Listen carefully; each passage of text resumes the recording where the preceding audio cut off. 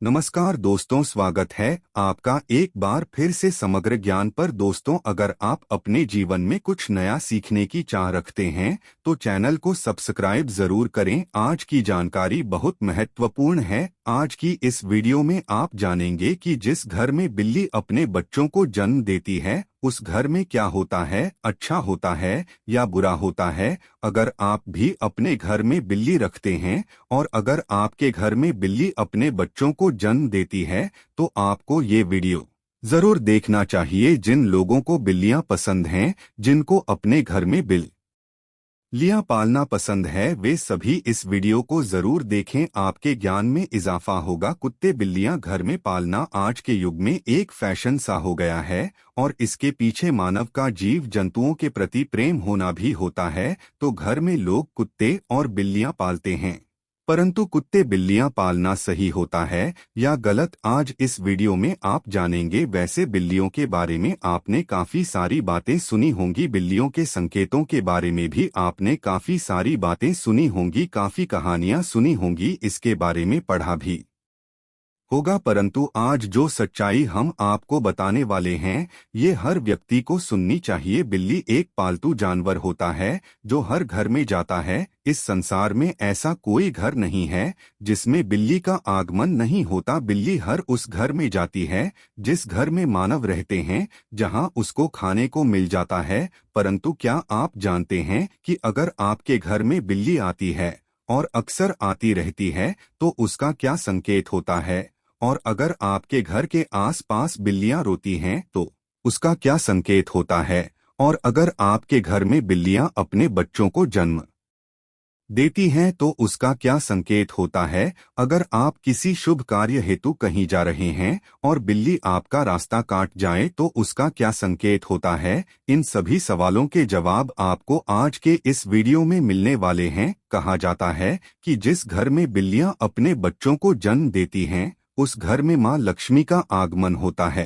परंतु इसमें कितनी सच्चाई है और कितना झूठ है, वीडियो को पूरा देखने पर आप जान पाएंगे। एक वाकया हम आपको कहानी के माध्यम से बताएंगे, परंतु बताने से पहले आपसे गुजारिश है कि वीडियो को पूरा अवश्य रखें, क्योंकि अधूरी जानकारी, आधा अधूरा ज्ञान हमेशा घातक होता है। वीडियो को शेयर भी करें और चैनल को सब्सक्राइब करके बेल आइकन जरूर दबाएं। आते हैं कहानी पर। एक नगर में एक औरत रहा करती थी। उस औरत को एक पुत्र रत्न की प्राप्ति हुई। औरत खुशी से फूले नहीं समाये, पर कुछ ही दिनों में उसे पता चला कि उसका वो पुत्र बिल्कुल अपाहिज था। ना तो वो बिस्तर से उठ पाता था, ना ही चल पाता था। अब वो औरत अपने पुत्र की ऐसी हालत देखकर बड़ी दुखी रहने लगी।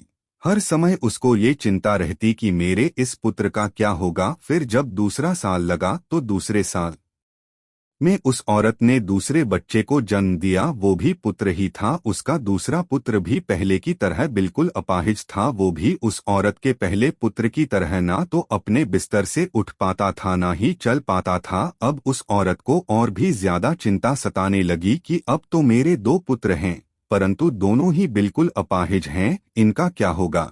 इनका भविष्य कैसा होगा? अब जैसे ही तीसरा साल लगा तो तीसरे साल में उस औरत को तीसरा पुत्र हुआ। इस तीसरे पुत्र की भी वैसी ही हालत थी जैसी पहले दोनों पुत्रों की थी। वो तीसरा पुत्र भी ना चल पाता था और ना ही अपने बिस्तर से उठ पाता था। अब उस औरत को और भी ज्यादा चिंता सताने लगी कि अब मेरे तीन पुत्र हो गए हैं, परंतु तीनों ही अपाहिज हैं, तीनों ही चलने फिरने की हालत में नहीं हैं। इनका भविष्य क्या होगा?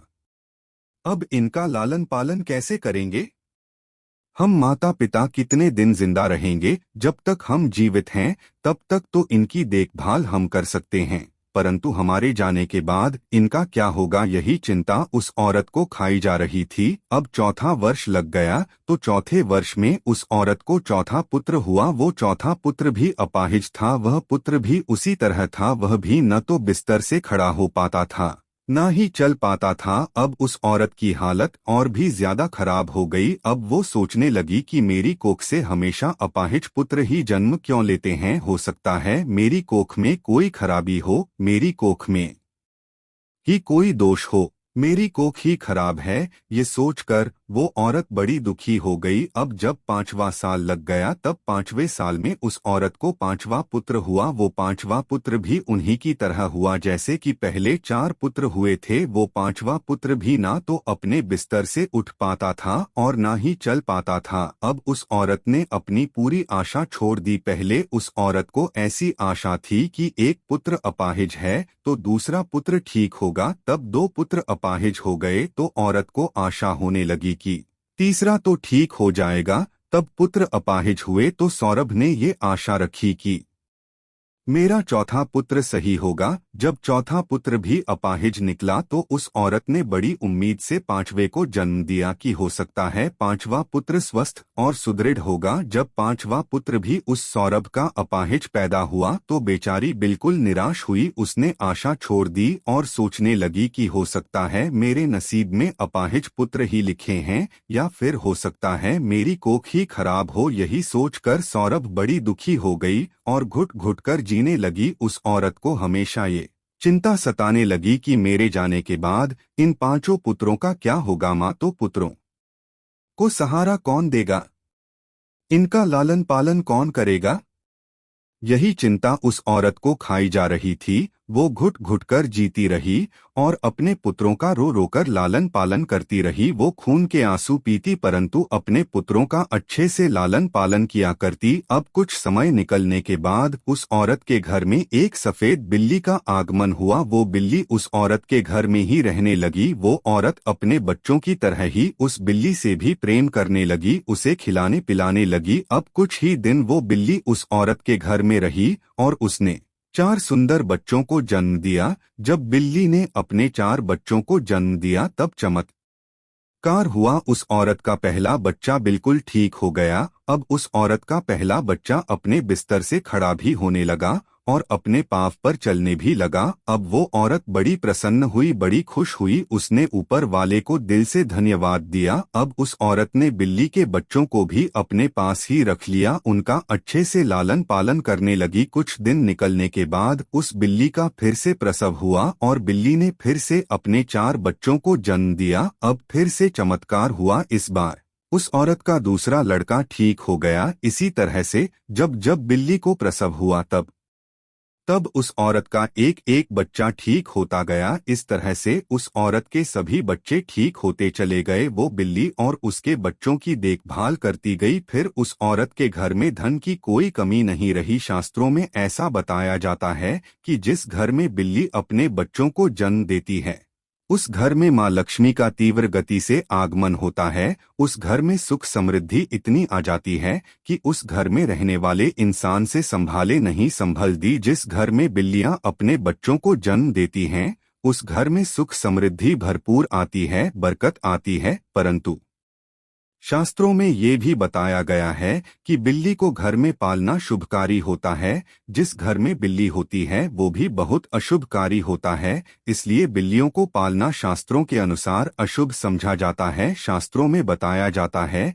कि जब आप किसी शुभ कार्य के लिए प्रस्थान करते हैं और अगर बिल्ली आपका रास्ता काट जाए तो फिर इसको भी अशुभ कारक समझा जाता है। कहा जाता है कि जब आप किसी महत्वपूर्ण काम से कहीं जा रहे हैं और बिल्ली आपके आड़े आ जाए, आपका रास्ता काट दे तो आपका वो काम नहीं बनता। और ये भी कहा जाता है कि जब बिल्ली आपका रास्ता काट दे तो आपको आगे नहीं जाना चाहिए। आपके घर में आकर बिल्ली रोती है तो इसे भी बहुत बड़ा अशुभ संकेत समझा जाता है। शास्त्रों के अनुसार ऐसा कहा जाता है कि जिस घर में बिल्लियां रोती हैं उस घर में किसी न किसी की अकाल मृत्यु होने का भय रहता है। जो लोग अपने शौक के लिए बिल्लियां पालते हैं जान लें घर में बिल्लियों को पालना बड़ा अनिष्टकारी समझा जाता है, ये अशुभ होता है। इसलिए जो लोग बिल्लियां पालते हैं वो इस वीडियो को देखकर अपना मत बदल दें और आज से घर में बिल्लियां पालना बंद करें। अगर हम घर में बिल्लियां पालते हैं